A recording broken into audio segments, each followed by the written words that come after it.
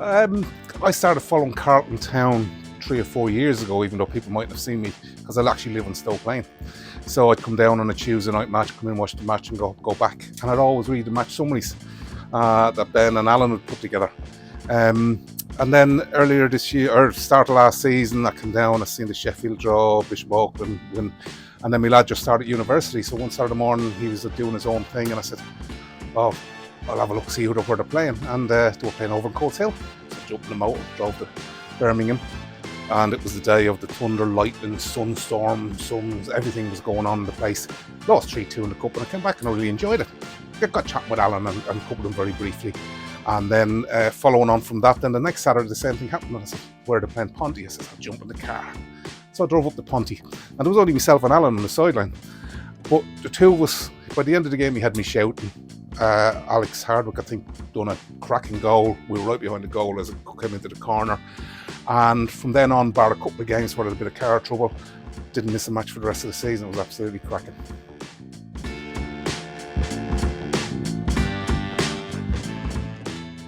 It's been an entire season of away travel for me. I couldn't put my finger on one of them. Being on the coach, up 5-6 trips up to the northeast with some of the best people you'd ever want to go up with. Alan singing the Smiths, the Mini Millers, all knowing the words to the Smiths songs, which was quite worrying. Samosas coming out, Hawaiian shirts on one of the games. DJ Dave, Peter in there with Dylan, and it was just those 5 or 6 trips on the coach. It wasn't necessarily on the pitch, but they were just brilliant, and I would have really missed them this season. So if I had to say my best Carlton memory was the actual coach trips, and seeing some of the players getting up and having been forced to sing a song, seeing Strongo doing a bit of rap, sort of keeps him awake at night, but hey ho.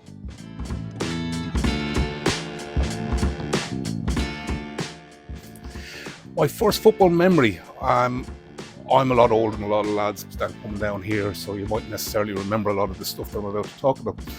But back in the 80s, I went to say at school, football was a foreign game. You played Gaelic, you played hurling. I played hurling. Actually got to play in Croke Park, luckily enough, when I was about 13. But the first game that really flashes into mind was actually my first international. That was 1986, Ireland-Wales, March 86. We lost 1-0. It wasn't a memorable game. Neville Southall, I think, went off with a broken ankle or a bit of an injury. But the key that I remember that so much was Jack Charlton's first game in charge. And Jack Charlton had come into the team as an Englishman, and people didn't know what to expect. Now, bear in mind, this is a country that we take things very seriously. Like in 2007, nobody wanted England rugby team to play in Croke Park, and it splits the country. The Roy Keane thing with Mick McCarthy splits the country, and this was another one that split the country at the time. And I was only a teenager, but went to the game, not particularly good, but that was the start of 9 years of beating Brazil in a friendly in 87, Euro 88, beating England 1-0. World Cup 1990 again, drawing 1-1 with England. They were the biggest games in the country. The country just shut down. Right through to 94, semi-finals of a World Cup. It was just an amazing period of time, and that period of time formed the next era of people that will have come through your Andy Reeds and those type of people who were only kids probably watching those things 40 years ago. And that formed the Damien Duffs, all of those people that started slowly coming through. But those 8 or 9 years all came from that one game, and I was proud to be there.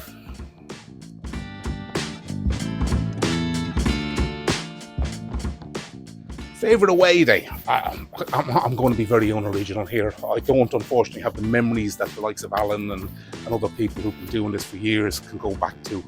But a lot of people this year have gone for the same one as I did, and that was the Belper away game.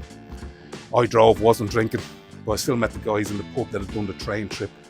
Played darts in the pub, some of the Mini Millers were running around there. There was a darts game going on. But the big thing is we scored 3 or 4 minutes into that game. I think it was Lamon, Mane, in the box, broke through between 2 players, went in. They didn't even update the scoreboard for about 5 minutes, so we started to chant, and with your scoreboard's broken. Alan started leading everything. Everybody had a few beers on board. Got into the second half. 45 minutes, solid chanting. Alan doing Radio Belper. I was singing it all the way home in the car. It was just an amazing thing. It was the best day ever. I went up to Alan at the end, I shook his hand, I said that was my best day out ever. And that included Alan running the corner flags. I think Matt Watson may have scored a third. I think it came across and Dummy Berlin Moran, perhaps. And he put it in. It was just start to finish, it was cracking. We played them off the pitch, on the pitch, and the fans were dead. For the amount of fans they had, they didn't have a song to sing. So it was just simply amazing. So that was it. That's the way they.